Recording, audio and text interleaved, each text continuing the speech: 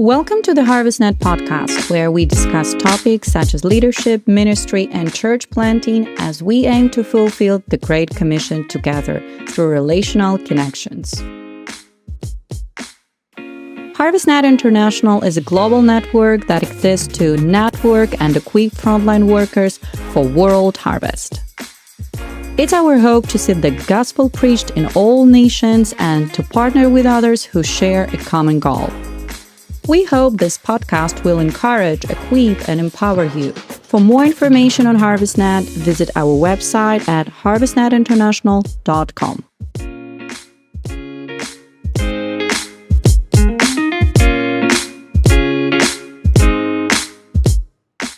Hi, everyone. This is Barry Wissler here, and my installment for this podcast this time will actually be a report on what's happening around the world. You know, HarvestNet is a family of churches and businesses, ministries that are together for the sake of the harvest, but we all live in different parts of the world. We really don't see each other that often. So I'm going to just take a couple minutes to talk about some things happening in the first part of 2025 in the family. So you have other family members in Africa, Latin America, Europe, India that you don't see very often, maybe once a year. And I thought you might be interested in hearing what's happening in the network. We have seen a lot of growth in HarvestNet this year, and I'm actually encouraged about the state of the churches in the network. We have a number of churches that are looking for new facilities or expanding ones they have. And a couple of new buildings, particularly in India, have just been completed that are really impressive facilities. So God's doing some amazing things in our churches. We started the year having a summit in India. We usually do that in January. This year we held it in Goa. Matthew Kurian from the church there in Goa was our host. And we had it in his newly built 1,000-seat fine arts center. It was built for drama productions and concerts, an incredible facility. We had a great time. We had 150 leaders from all over India. I think there were 5 or 6 states represented for the 3-day event. And we reviewed our HarvestNet vision and values. That was part of the sessions that were there. You know, it's easy for organizations to drift from their purpose. And we say that we exist for the harvest, and we have 7 values that are very important that guide our decisions. And so we just reviewed those. We also conducted a 3-day conference for Prince of Peace, which is a network of over 300 churches right around HNI. It's led by Manny Santosham. And we had a great time with his leaders this year. He invited a bunch of younger next-gen leaders along, which really added some new life to it. It was great. And Manny's starting a new Bible school, by the way. He just purchased some land. He's building the first building on it, but his dream is to be able to bring young leaders from all over Tamil Nadu and the Chennai area for 9 months of training and then use them in planting churches. So I'm very excited about that. And at the beginning of the end of the trip, we visited 2 local churches. We went to see Mohan Babu. Mohan leads a network of, I know it's over 800, probably close to 900 churches by now, all over Andhra Pradesh and Telangana. And it's always great to be with his leaders. Then we visited a church in Kurnool, pastored by Dr. Pramod. This church is fairly new. It's growing, a couple thousand people. They just built a 5,000-seat auditorium on a hill in the middle of 6 different universities. So I'm excited just because of the potential of reaching young people there, the next generation for the church in India. So moving to February, you know, we had our first summit in Africa in February. We did it in Eswatini. And Africa's been an area of our strongest growth in the past year. I think we added more than 50 partners. And that was all by personal invitation of people that we knew, most of them friends of Desmond Frey.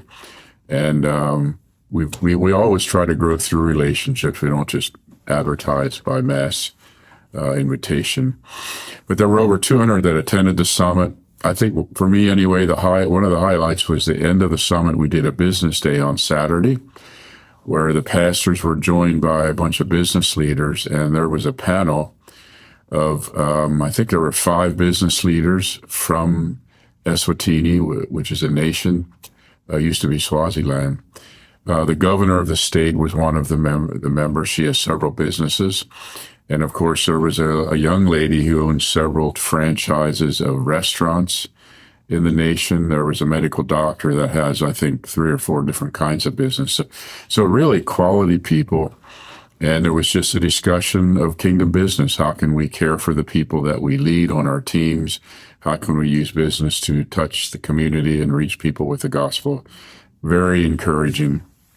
Another thing that we just started in Africa the past year was that every time there's a nation that has more than 10 partners, we appoint a senior partner for the nation. And that's just an assistant to help HarvestNet care for the partners, keep them connected, communicate to them. And it's working really well in Africa. In fact, some of those senior partners are having monthly or bi-monthly meetings with their 10, 12 partners of their nation. And, not all the partners in our network can make it to the global summit or even the national summits, because in Africa, it involves very expensive airfare. So these senior leaders are keeping in touch with their partners, doing a tremendous job. It has worked so well that we started doing this in Europe as well. You'll hear more in the next coming years, but we have a senior partner now for Ukraine and for Albania. In March, Cheryl and I visited our HarvestNet School of Ministry in Czech Republic. Pavel and Esther Kolliger are doing a tremendous job. I think at least 2/3, probably more, of the students are from outside their local church. First couple of years, there was a lot from their church took the school, and now they're reaching into every corner of Czech Republic, and a lot of different kinds of churches. We have testimonies from the pastors who are writing back saying, what these students are learning in your school is impacting our church. So I'm very proud of them. They also have a couple dozen pastors that have connected to some training events. Like pastors always, need ongoing training. Some of the pastors have never had a seminary or Bible school. So this school has become a resource to help the pastors in their local church. Very good stuff. April, we held our first summit in Latin America. Very excited there also. It's a new area of growth for us. We have 2 partners in Honduras, in Tegucigalpa and San Pedro Sula. So we held it in the capital city of Tegucigalpa.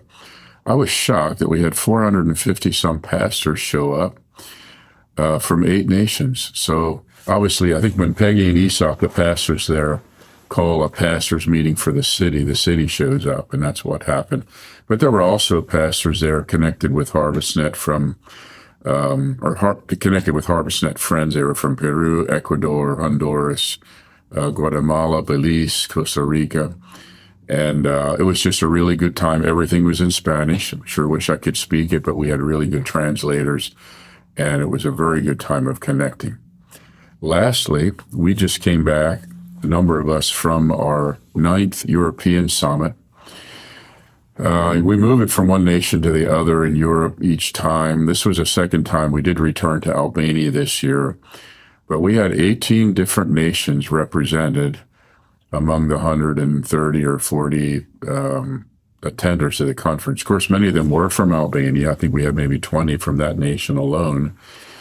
And in fact, one partner, you may have heard about this before, but there's one of our partners that's planting house churches in his village. I think he's baptized over 50 Muslims, and he's discipling them in small groups. Just really great stuff happening. Very excited about the potential of the Balkans. And for us, it all started in Albania, so it was great to be back there. In Europe, we have meetings in the morning. We run from, like 9 o'clock till 1 o'clock. Then we have the afternoons free and have a meeting in the evening. But the afternoon is just time for connecting, a lot of conversations taking place, a lot of friendships being built, which is exactly what we're about. We are a relational network, and that requires intentional conversations, intentional connections. And so we're not in the network just for what we get out of it, but we're in to connect with each other. I believe that God is building a net through relationships, a net that's reaching around the world. I believe God's going to use the net of HarvestNet in a coming massive harvest. At any rate, we had a good time there. One of the highlights for me was the number of young leaders that were there. I would guess maybe 25-30% of those that attended were under 35. And those are not hard statistics, but it was great to have the younger leaders. They were doing sessions and seminars, helping with transitions. All the worship was done by the younger group. Last year they had their own event, but this year they wanted to join the main event. So we had one main event with all ages, and we focused on partnership between the generations. Honestly, some of the best content, even though all the speakers were good, some of the best content came from the young leaders in their 20s and 30s, and it's just very good. It's very gratifying to me to see them step up and take ownership of the values and vision of HarvestNet and engage with the older generation. They want to be mentored. They want to work with us, walk with us. It's very different than when I was a young leader in my 20s, when I had a difficulty finding people, to mentor me. Eventually I did find a mentor in another state, but these leaders want to walk with the older generation. So we have mothers, fathers, and spiritual sons and daughters. Even some of us are grandfathers, but it's a great thing to watch. At any rate, that in a nutshell is what's happened so far this year. There's many more things. This just was the events that I went to and that we sponsored. But again, our partners are just doing very well in the U.S. here. The churches are growing, and also in Europe, India, Latin America, and Africa. Very happy to watch this all. Thanks for tuning in. God bless you. We'll be back with another installment in a couple weeks. Thank you for joining us today. We're so thankful you took the time to listen. If you enjoyed what you heard, please like and subscribe to our channel, and feel free to share this episode with your friends. To learn more or to give to HarvestNet, visit the link in our channel description. And don't forget to follow us on Facebook, Instagram, and YouTube, HarvestNet International.